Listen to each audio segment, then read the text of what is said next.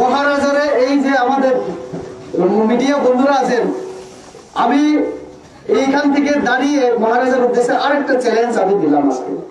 মহারাজার ক্ষমতা যদি থাকে বলুক, 1 বছর 2 বছর 3 বছর কত বছর লাগে, 5 বছরের মধ্যে গ্রেটার টি প্রেজেন্ট কইরা দেখাই বই সাদা কাগজে সই দিয়া তাইলে জনসভায় ঘোষণা দিই। আমি রেবতী ত্রিপুরা কইতেছি গ্রেটার টি প্রেজেন্ট হইতো না, আমিও সই দিব। আইন মহারাজা আইন আমিও সই দিব, হইতো না মহারাজাও সই দিই হইব।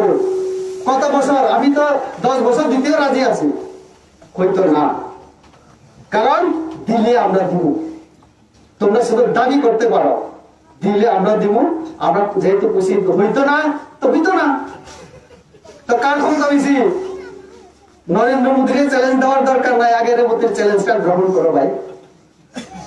আমি তো বললাম যে মোদী নুন গোবাগ্রা চিনি রাখো, গোবাগ্রা মানে নরেন্দ্র মোদী না চ্যালেঞ্জ শুনে কোনো দরকার করে।